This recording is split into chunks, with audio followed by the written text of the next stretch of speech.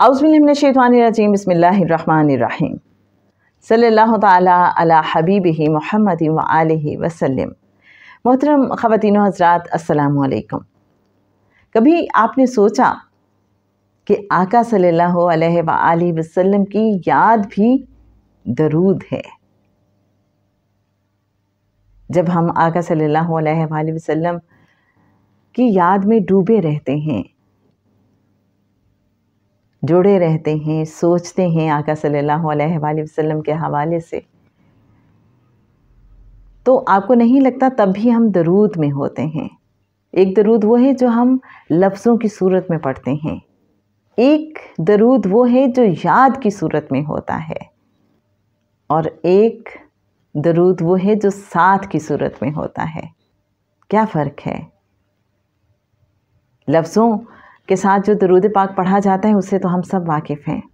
बाज़ औक़ात तसव्वुर जाता है आका सल्लल्लाहु अलैहि वसल्लम की तरफ, और बाज़ औक़ात हम दुनियादारी में इतने मगन होते हैं कि बस लफ्ज़ों में हम दरूद पाक पढ़ रहे होते हैं और हमारी तवज्जो उस तरह से नहीं होती जैसे कि होनी चाहिए। और जब कभी फिर हमें वक्त मिलता है तो हम ज़बान से दरूद पाक पढ़ते हुए तवज्जो करने की कोशिश करते हैं, बहुत मुतवज्जे हो के एक तसव्वुर के साथ आका सल्लल्लाहु अलैहि वसल्लम की दहलीज़ पे बैठ जाते हैं। हर एक का अपना अपना अंदाज़ है।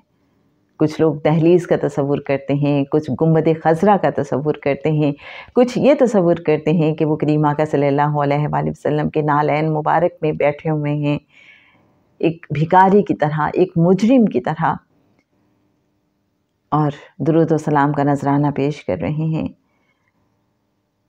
कुछ इसके अलावा भी तसव्वुर करते हैं, क्योंकि हर एक का अपना अपना अंदाज़ है।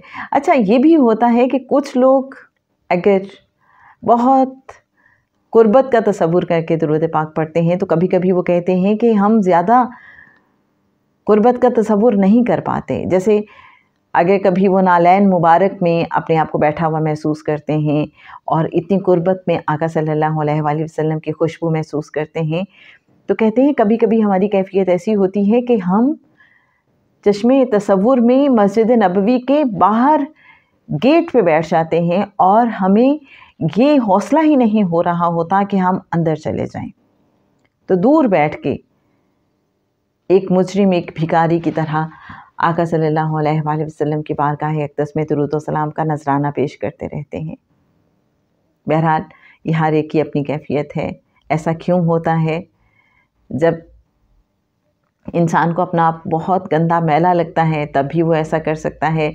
जब कभी कोई ऐसी गलती हो गई हो जिसे वो बहुत पशेमान हो तो भी ये हो सकता है कि इंसान को लगे कि मैं अब इतना करीब कैसे जाऊं, मैं किस मुंह से जाऊं, क्या मुंह दिखाऊंगा आका सल्लल्लाहु अलैहि वसल्लम को। और कुछ लोग ऐसे भी हैं कि जो आका सल्लल्लाहु अलैहि वसल्लम की दहलीज़ पे बैठा हुआ ख़ुद को देखते हैं, तसव्वुर करते हैं, और उनके दिल में एक ख्वाहिश होती है कि एक आवाज़ आए और आका सल्लल्लाहु अलैहि वसल्लम किसी को भेजें कि जाओ इसको वहाँ से बुला लाओ, इसे उठाओ वहाँ से और इसे मेरे पास ले आओ।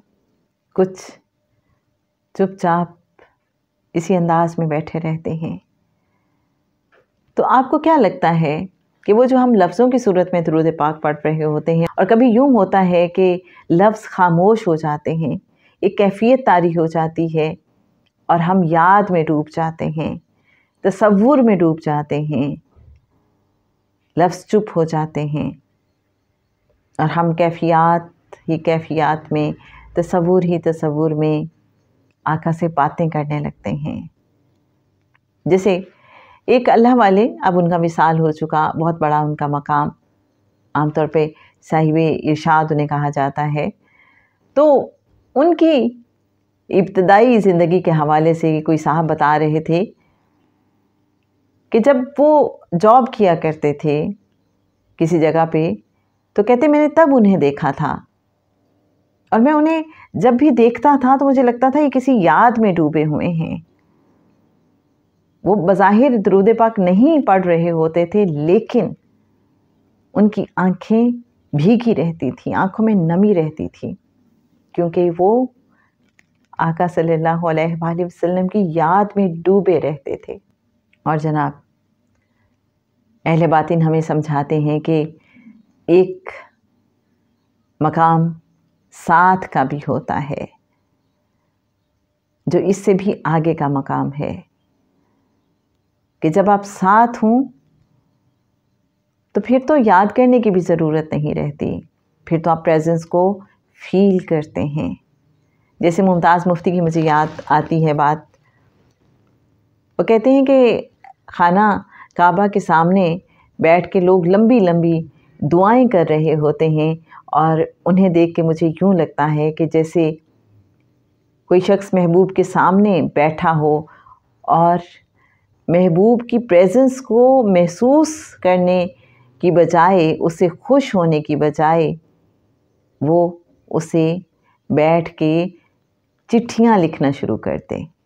کچھ لوگ قربت میں ہوتے ہیں، قرب میں ہوتے ہیں، لیکن اس کے باوجود وہ اس قربت کو محسوس ہی نہیں کرتے، وہ فراق میں رہتے ہیں۔ یہ کیا معاملہ ہے؟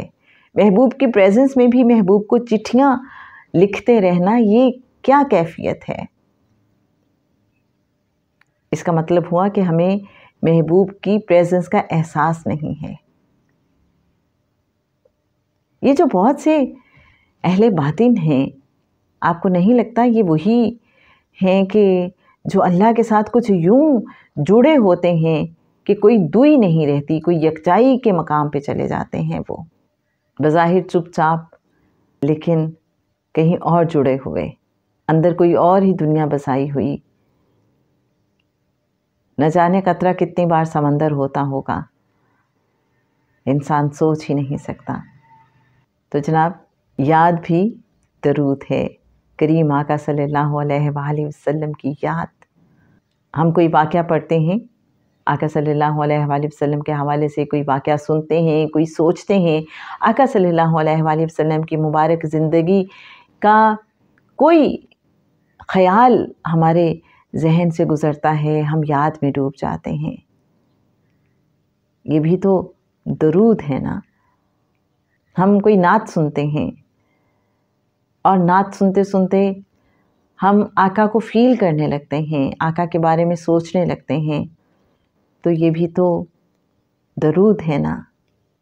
ہم کسی انسان کو دیکھتے ہیں اور ہمارا دل نہیں چاہتا کہ اس انسان کے ساتھ اچھا سلوک کریں کیونکہ اس نے ہمیں بہت دکھ دیے ہوئے ہیں، اچانک یاد آتا ہے کہ آقا صلی اللہ علیہ وآلہ وسلم تو بدترین دشمنوں کو بھی معاف کر دیا کرتے تھے، تو ہم ایک دم سے اس انسان پہ مہربان ہو جاتے ہیں، غصہ تھوک دیتے ہیں، نرم دلی کا مظاہرہ کرتے ہیں، تو یہ بھی تو درود ہے نا۔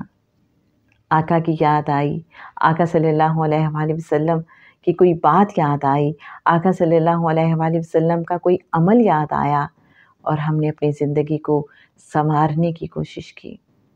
یوں آہستہ آہستہ ہماری ساری زندگی درود بنتی چلی جاتی ہے۔ جتنا زیادہ ہم آقا صلی اللہ علیہ وآلہ وسلم کی یاد میں رہیں گے، اتنا زیادہ ہم درود میں رہیں گے۔ آپ کیا کہتے ہیں اس حوالے سے؟ ضرور شیئر کیجیے گا۔ صلی اللہ تعالیٰ علی حبیبہ محمد و آلہ وسلم۔